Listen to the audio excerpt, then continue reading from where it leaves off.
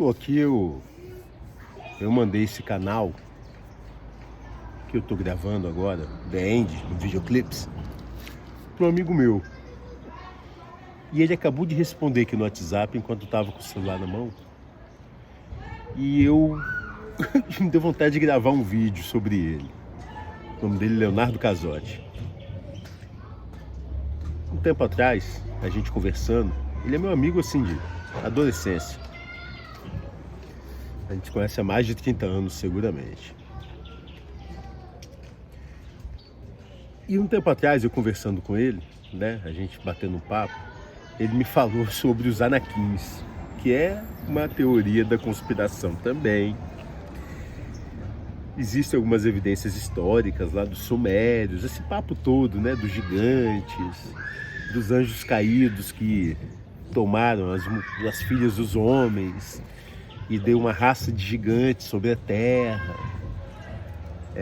Tem alguma evidência, mas é uma história pouco contada, pouco abordada.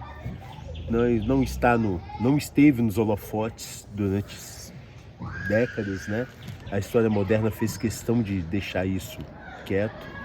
Mas agora, com a internet, com as redes sociais, desde a década de 90 para cá, esses assuntos que antes eram relegados ao ostracismo, eles têm ganhado muitos fóruns de discussão e muitas oportunidades de compartilhamento desse conhecimento. E é um assunto muito, muito, muito curioso. Porque tem livros apócrifos que não estão na Bíblia, que fazem alguma menção, o livro de Enoque é um deles, né?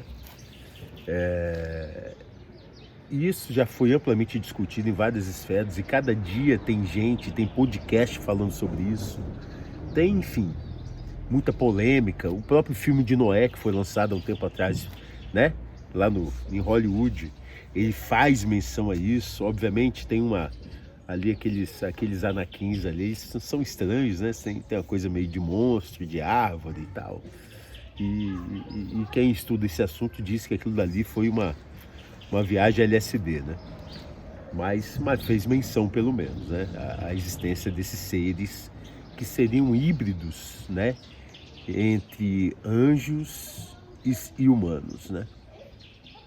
Muito louco isso. Então, assim, eu particularmente, eu vejo isso um pouco de ceticismo, mas também não sou capaz de dizer que isso... Eu acho que isso tem mais chance de ser real do que a Terra plana, por exemplo. Eu acho que isso tem mais chance de ser real do que, por exemplo, sobre extraterrestre, por exemplo. Então, são assuntos polêmicos, controversos, mas esse assunto dos gigantes aí, híbridos de seres humanos e anjos, é bem interessante, é bem curioso. Tem muita gente que vive e morre por isso. Eu acho que é uma teoria que tem grande chance de ser uma realidade. Já ouvi dizer que, por exemplo, a própria mitologia grega, que tem os deuses, semideuses, seriam esses seres, né? Essa espécie de gigantes, né? Que seriam híbridos aí, teriam certo poder, uma condição diferente, superior à humana, uma vez que eles são híbridos de anjos e humanos, né? Aí tem a mitologia grega, a mitologia, né? Enfim, as próprias religiões que tem vários deuses, né? Na Índia, por exemplo,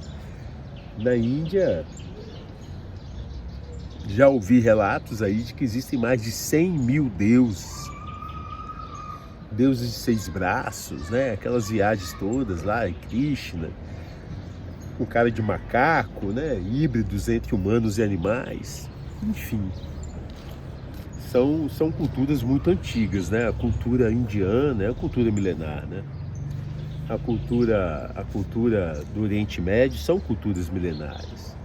Nós aqui do Brasil, da América, a própria Europa, ela é muito mais recente, né? A Europa ainda é mais antiga do que a América, né? A América é um ajuntado de de colonizadores, né? De vários lugares do mundo, né? Brasil, por exemplo, tem Ásia, tem Índia massivamente, tem África massivamente, tem Europa massivamente. Então, é um lugar multicultural e muito recente, né? Uma cultura moderna, imatura, né? Uma cultura que falta muito para amadurecer, né?